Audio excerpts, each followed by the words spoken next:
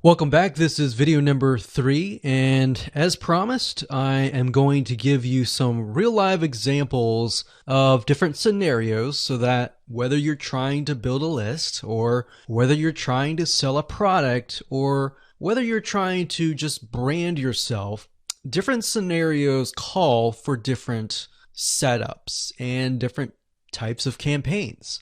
So we talked about the blog post earlier, and that's fairly simple. But let's say, for example, that you want to build a list. How do you set things up? All right. What if they don't opt into the list? How are you going to retarget them to get them to sign up for the list? So what you really have to do is you have to get an idea of what you want to achieve. What action do you want? Do you want an email? Do you want a sale? Do you just want to brand yourself and expose people to your awesome content? And there are other different scenarios as well. How do you get somebody to fill out a form? So how about we cover those right now? So let's do opt-in list. So let me jot this down so we don't forget. So we're going to cover next. So we covered blog post. We're going to cover email opt-in, a sale, and perhaps a branding. Yeah, we actually, blog post is actually branding. So branding. Now you could go further and show them ads of other related content as well. You could do that. But the goal here is to try to keep things simple. All right. We don't want to get too complex because, believe it or not, Facebook ads can get very, very complex. Funnels can grow and be extensive as possible, but let's keep the things simple. So we got a sale. Well, let's do perhaps a form. So you have to think, what is the intention or the goal? So the goal with an email opt-in is to get an email address. The goal of a sale is to obviously get someone to spend money. So getting somebody to pay. So get someone to buy. And then with the form, you want somebody to fill out the form. Now you also have to think, okay, what happens when somebody completes the email? What then happens? How do you convert?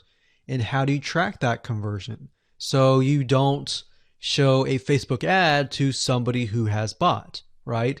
So it's kind of an if, then, else. If this happens, then this happens. If this doesn't happen, then this happens, right? So let me explain. Let's do an email opt-in. All right, somebody comes to a landing page.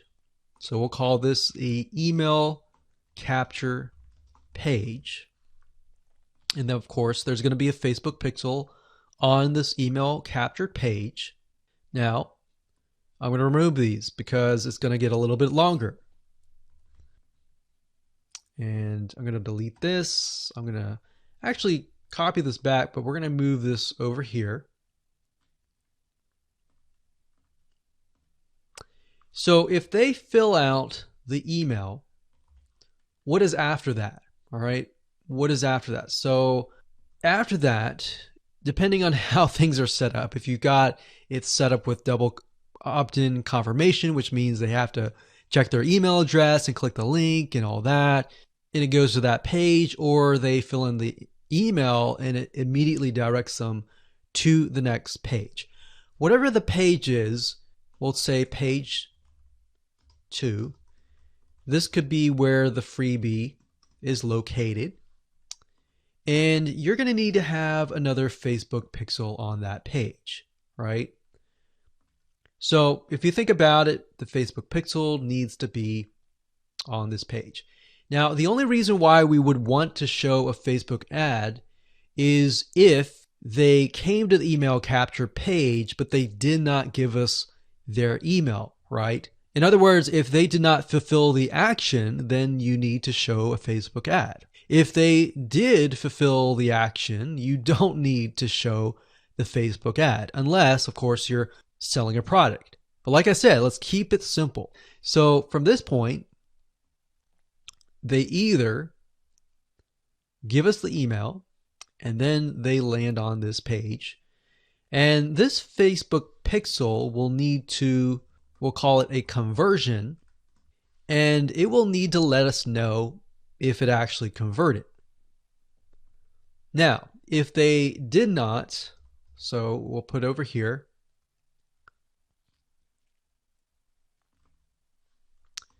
did not give email.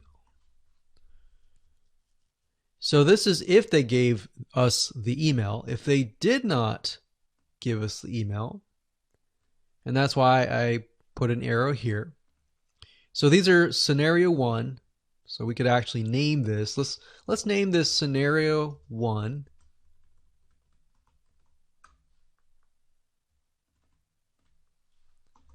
In scenario 2.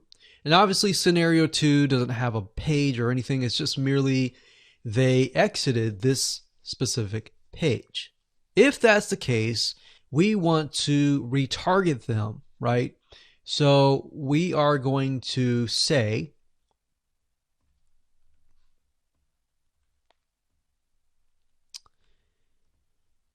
if they did not give us the email, then we're going to put them into a custom audience.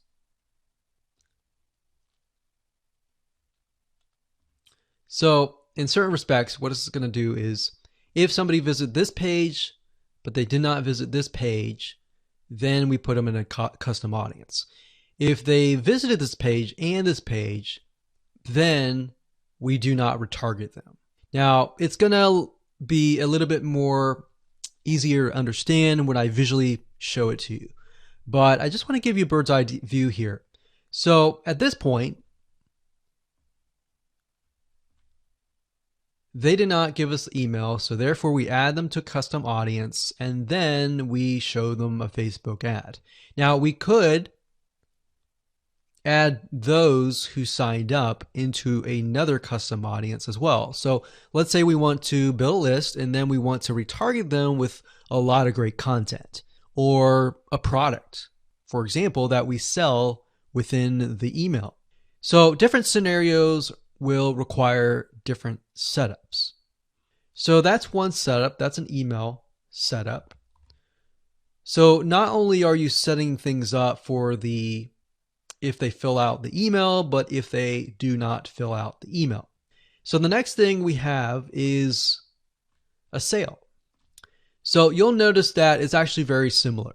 If a visitor comes to a page, and this page can be the sales page, and of course we pixel them, and then they either buy or, so scenario, they buy, and that is a Facebook pixel conversion, or they do not buy, and then we add them to a custom audience and we show them a Facebook ad for the goal of trying to get them to buy. Maybe they're not ready to buy, right? So you could show a Facebook ad of free content that is related to the sales page. Because most likely if they visited the sales page, they're interested, they're just not sure, right? You could show them a Facebook ad to a coupon. So there are many different ways of doing this. So now you can kind of get an idea. It's very, very similar from the email to the sale. Any type of conversion, it's very, very similar. So now we have a form. So let's see here. We got sales page here. And let's do a form. So they come to the form, and our goal is to get them to fill out the form. So we got a Facebook pixel here as well. Of course, scenario 1, they fill out form, and then we have a Facebook pixel, and we're able to track that they did fill out the form. And scenario 2, they did not fill out form, so we want to retarget them with either really good content or something that speaks directly to them to try to get them to come back and fill out the form. And that can be the Facebook ad. So as you can see, anytime you have a action, it actually becomes very, very similar in the setup. So now that you have a better idea of the different real life scenarios and examples, let's move on to the next video and talk about the Facebook Pixel, what it is, why it's important, and where to get it.